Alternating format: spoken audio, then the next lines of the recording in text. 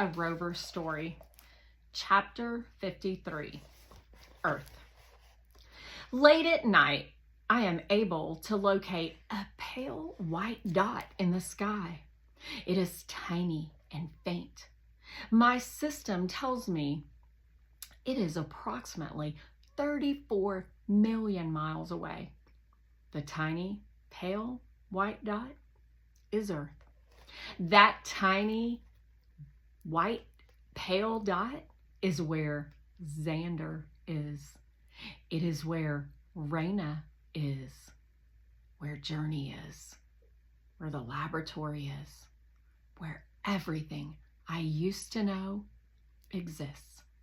When my camera lens focuses on that tiny, pale, white dot, I feel so far away from them.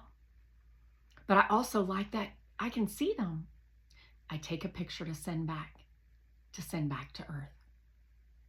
I like being here now, I say to Fly, but someday I know I will be the human emotion of happy to go back to Earth. Grisonks, Guardian says. I've never heard of a rover returning to Earth. I am going to return to Earth, I say. I was built to return to Earth. Because I am not a hazmat, and I do not speak with human speech. My voice never quivers.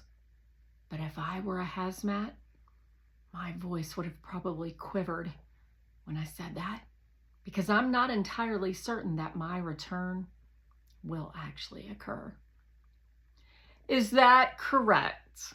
That you will be returning? Guardian asks. I do not believe I had that information. It is, I tell Guardian. If you find something worth returning you for, Fly says. Wait, I say. How do you know that? I listened to me and Journey. Yes, said Fly. I had no choice.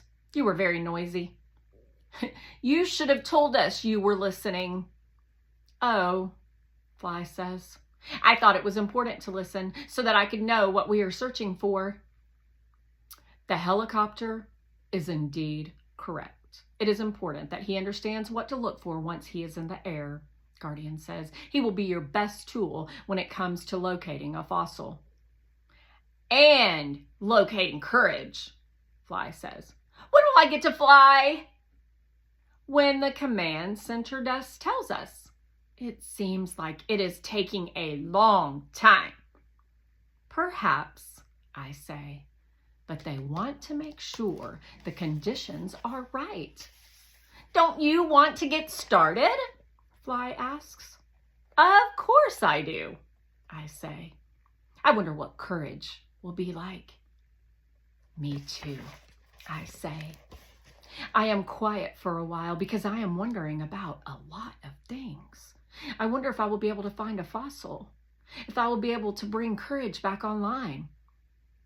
But most of all, I can't stop staring at that tiny, pale, white dot that I know is Earth and wondering if Journey is sitting in the laboratory all by herself in the darkness that is so unlike the darkness of Mars at night.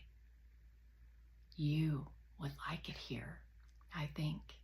Someday, I hope I will be able to tell you all about it. Though I know that when I do, you will still act like you know more about Mars than me. And that will be what humans call annoying, because you are often annoying. But I miss you, annoyingness and all. In the quiet of my wondering, there is a noise. A flapping. I quickly adjust my cameras to scan all around. What is that? Fly asks. The wind, Guardian says. Is it a dust devil? We really want to avoid dust devils, Fly reminds me. I know, Fly. I do not think it is a dust devil. I recheck my cameras. No dust devils in sight. I can see clearly from up here it is not a dust devil, Guardian says. It is most likely the wind. Are you sure that was the wind? I say. I continue to survey the area. My camera zooming in and tilting. In the darkness, I can make out the shadowy outline of the mountainous buttes that surround us. It sounded different. Yes, Guardian says. The wind often makes that sound when it comes into contact with rock features. As I keep scanning, I do not find anything out of the ordinary. I can't shake the feeling that the sound was something else, though. I hear Journey telling me to be rational, to let go of this feeling, of this human emotion. But I keep wondering about it anyway.